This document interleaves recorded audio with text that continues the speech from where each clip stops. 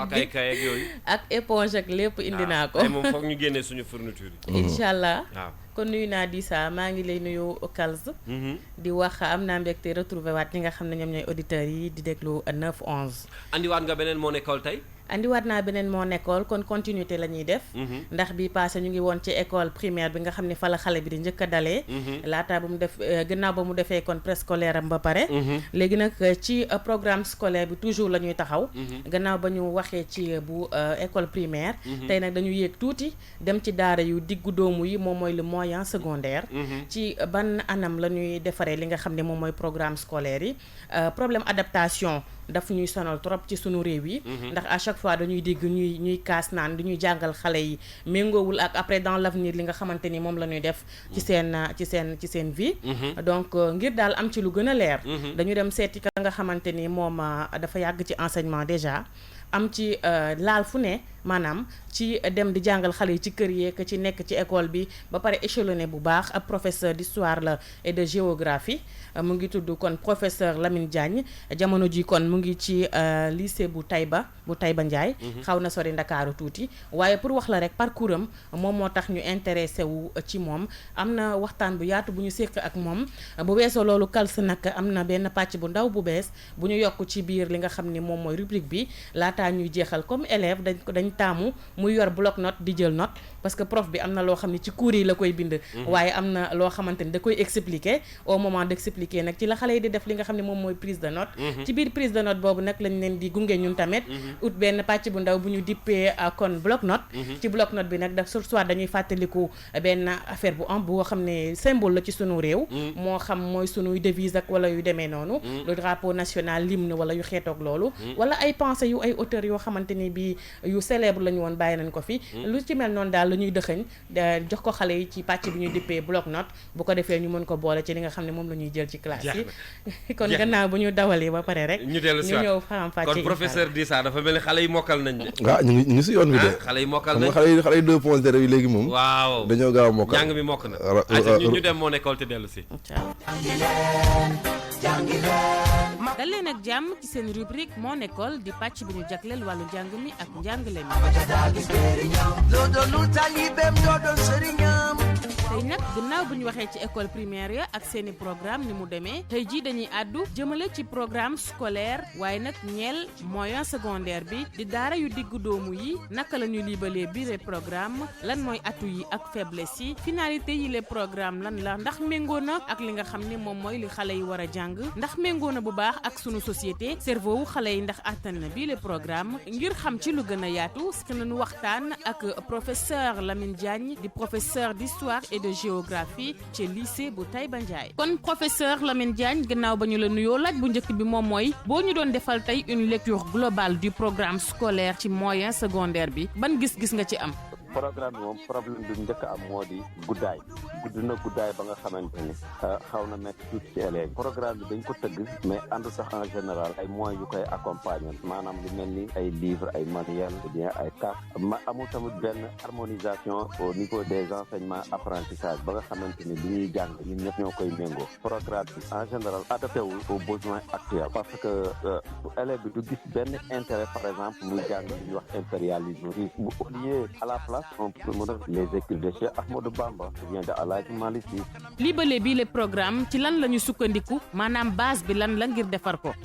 programme bi ñu koy def daa am dañoo basé wu ci lettre de politique sectorielle définie par l'État du Sénégal maanaam dafa am benn type de sénégalais ba nga xamante ni moom la ñu namu ce qu'on appelle un homo sénégalais fii bon sénégalais mooy sénégalais bi nga xam ne dafa am ay valeurs am ay vertus des valeurs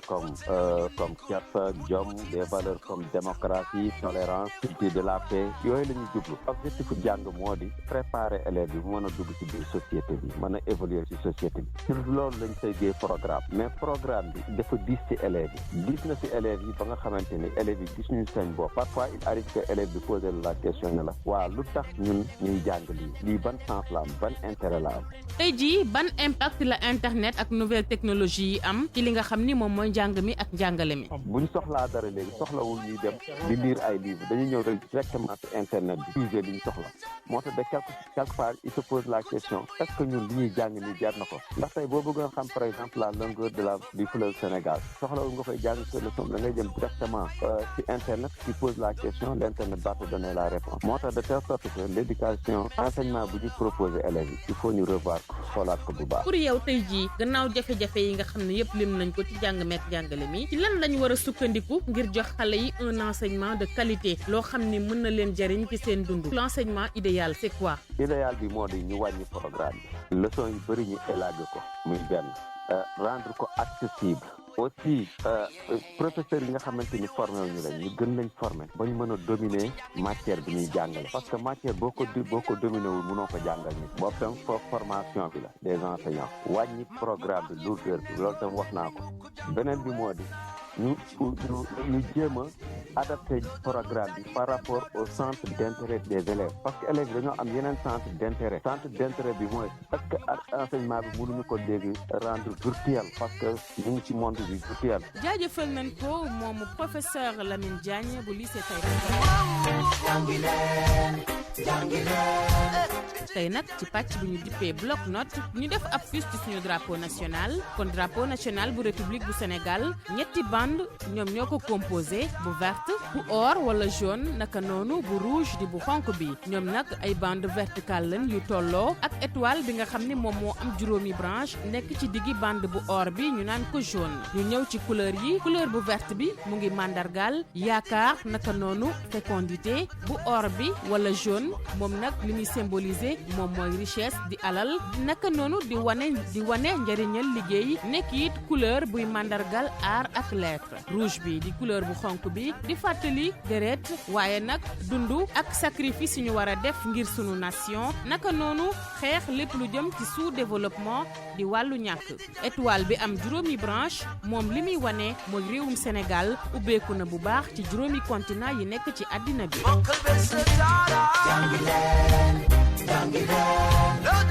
lii la ñu leen indiloon tey ci seen rubrique Mon École di rubrique bi ñeel wàllu njàng mi ak njàngale mi jaajëfal nañ leen ci teewlu bi te di leen jox dig daje beneen àllarba bu soobee yàlla. gërëm nañ la yow tamit Coumba Ba ci loolu nga xam ne moo di Mon École li ci gën a am solo nag li ma ci nemmeeku tey mooy bloc note boobu yaakaar naa ni am na solo parce que lu ñu war di jàpp la di ko bàyyi xel ndax njàng moom à chaque fois bu ñu ko gisee rek di saa war nañ cee retenir dara loo xam ne mën nañoo jariñ ëllëg et puis c'est important. éducation mënul ñàkk ci réew. effectivement jàng waaye tamit retenir lu ngay jàng c'est important ce qui est important également c'est lu ngay jàng mu amal njëriñ lu ma dégg généralement ak professeur bi il a parlé des problèmes bu nga xam ne mooy.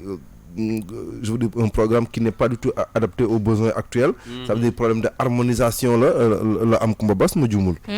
problème harmonisation parce que jàngalekat yi ñoom ci seen wàllu bopp nee na anam bi nga xam ne noonu la ñuy joxee cours yi bokkul. c'est vrai que pédagogie ku nekk am nga sa façon booy defee pour xale yi gaaw a comprendre mais war na am ay points communs yoo xam ne dañuy d'accord na ñun ñëpp bu ñuy joxee bii la leçon nii lañ koy aborder wala nii lañ koy joxee xale yi wala lii lañ leen war a wax ni moom mooy les points essentiel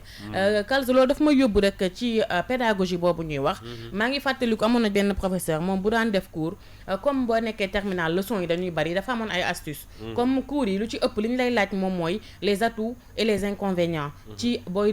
jàng réew yi ci mel ni ay France wala yeneen réew yi ay Brésil toujours da ngay xool dëkk bi lan mooy forum ak lan mooy faiblesse am moom da ko daan def di ça sous forme de tableau donc ci tableau bi da lay defal à gauche les forces à droite mu defar la les faiblesses dina tax xale bi gën a mën a retenir waaye harmonisation bi Kalz dafa am solo bu baax ndax ki nekk Dakar di jàng ak ki nekk Fongolemi ñoom ñoo yem programme scolaire bu ñuy waxante dëgg kon programme scolaire boobu ni ñu koy libalee ak ni ñu koy livrer xale yi dafa war a am harmonisation moo tax il a beaucoup insisté si harmonisation bi da ngay gis waa Dakar des fois ñuy jàng ba toll ci benn niveau bi ci programme bi fekk am na koo xam ne mu ngi au fin fond du Sénégal moom xaajagul sax àgg foofu y a problème il faut que ñuy waxtaan ñoom enseignants yi ci seen biir moo tax wax na évoqué na tamit li nga xam ne moom mooy formation des formateurs ñi nga xam ne ñoom ñooy enseignants yi war a jàngal xale yi dañoo war a dominer les cours yi ñuy joxe yow cours bi nga war a ñëw tey wax ak xale bi mën na la ci ëpp ay notion parce que moyens yu ñuy gëstoo bari na léegi mais yow mii di enseignant bi war nga gëstu ci sa cours ba nga xamante ne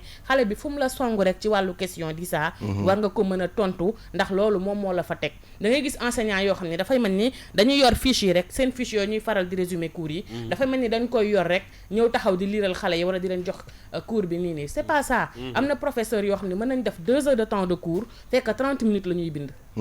mais ci biir 30 minutes yooyu yow li nga retenir ëpp na sax cours bi c'est ça qu'on recherche mais nekkul ñëw taxaw rek méthode bi daf ci am solo méthode bi daf ci am solo moo tax mu insister ci moom dafa yàgg ci enseignement moo tax méthode bi dafa am solo il faut que xale yi li ñu leen di jàngal yow nga maîtriser ko ba pare tey jii da ngay gis prof yoo xam ne mën nañ ñëw cours du ñu yor sax ay fiche craie la ñu yor ak éponge et pourtant li ñu la fay jàngal ci biir 2 heures de temps yooyu am na ku yor fukki fiche fekk du la ko jàngal moo tax il faut que ñu insister ci harmonisation yu cours yi parce que ñii dañuy jàngale jariñ ñii di lor ñii parce que ñoom ñi di jàngale yépp ils doivent être au même niveau d'information ndax li nga xam ne moom la ñuy livrer xale yi mu nekk de qualité te méngoo jeex na kon méthode bi dafa am solo di méthode bi dafa am solo et ça revient encore à nous dire ça remet sur la table la question de la formation de l'enseignant Dame Mbodj wax na ko fi keroog enseignants yi dañu leen jël yóbbu leen ci àll bi jàngal leen après ñu ñëwaat defal la formation 15 jours da nga delluwaat liggéeyaat 3 mois 4 mois nga ñëwaat defaat 15 jours 20 jours 1 mois je veux dire loolu du jox qualité je veux dire enseignement bi fondamentalement parlant donc il faut que tey la formation des formateurs ou defe naa loolu la wax sànq c'est important également que ñuy même bu école tëjee man je ne vois pas pourquoi pendant les vacances pendant ces 3 mois de vacances là du ñu jël enseignants yi nga xam ne souvent dañu leen affecté ci àll bi daal 1 mois noppalu doy na ci et Dieu sait que c'est ñenn ñu ci bëri il faut quand même ñu rendre leen hommage parce que quels yenn saa enseigner ci ay villages yoo nga xam ne que c'est extrêmement reculé avec des moyens dérisoires. c'est des amis yu nekk ay Thionck-Essyl ay villages yu nga xam ne ay 50 personnes ñoo fay nekk à 20 personnes ñoo fay nekk c'est pas évident donc d'abord la vie là-bas c'est pas évident les conditions de travail généralement également du évident boo ci boolee bëgg nag am déficit en formation ça devient catastrophique day gën a compliqué donc aujourd'hui la remise à niveau des enseignants je pense que c'est capital. Merci beaucoup Koumba may fàttaliwaat ni mën ngeen fekk suñu rubrique boobu ci suñu plateforme yi Facebook bi ak ci YouTube bi dans quelques instants mën ngeen également balaa may jeexal dinaa leen jox benn numéro ak adresse mail pour képp ku bëgg a contacter suñu rubrique éducation boobule moo xam ay partenaires yu ñu bëgg a gunge wala it ñoo xam ne wàllu njàng mi ak jàngale bi da leen yitteel envoyer vos informations ak ay questions yu ngeen bëgg a poser ñun dinañ leen ci àndil ay tontu incha allah ci rubrique yi di ñëw ak Koumba Ba mi ngi ciy àndal dinañ leen jox benn numéro wi balaa ngay jeexal dafa am lu tuuti loo xamante ni bi professeur bi wax na ko te évoqué guñu ko woon muy li nga xam ni moom la ñuy jàngal xale yi souvent décalage bi di am entre cours yi ñu leen di jox booy seetlu ne wax na ci ay philosophe ñu ci mel ni Socrate muy ñëw naan laan ay il vaut mieux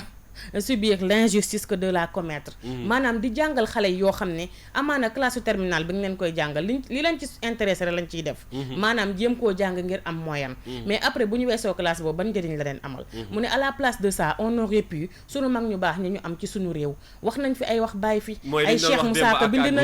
Cheikh Moussa Ka li mu bind kenn xamul naka la toll pourquoi duñu moom daal incité na nit ñi pour ñu ñëwaat bu xëy fekkente ne dañuy xoolaat le programme scolaire ñu intégré ci suñu mag ñu baax ñi intégré ci valeurs yi nga xam ne moom la suñu réew yi am waaye wax na tamit ci internet tey li muy jariñ bëri na waaye li muy lor bëri na ndax internet mooy tax tey di saa xale bi am paresse intellectuelle maanaam temps bi nga doon jël dem lire benn livre pour am ci connaissance dootoo ko def mu ngi wax sànq boo bëggee xam li nga xam ne moom mooy dimension yu fleuve bu Sénégal doo dem di ko seeti da ngay ñëw cliquer mu indil la ko alors que loolu dafay yàq li nga xam ni moom mooy xam-xam bi xale bi waroon am ndax gëstu dafa am solo trop ci wàllu njàng li nga wax am na importance tamit mooy dinañ ubbil buntu école yëpp te sax on tend vers ça dem vers les écoles dem vers les élèves ñoom ñi nga xam ne ñoom ñooy les principaux concernés waxtaan ak ñoom dugal leen ci rubrique bi ndax ñu mën ci gis seen bopp bu baax ak le portrait des établissements yi fi nekk le portrait des établissements loolu yëpp inchallah c'est en vue ay Lamine Gueye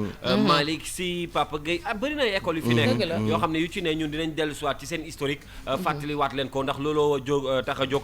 li nga xam ne moo di Mon École di rubrique bu bees ci la première radio digitale bu Sénégal léegi nag dañuy jukki lenn ci répondeur bu King FM fait de société la nag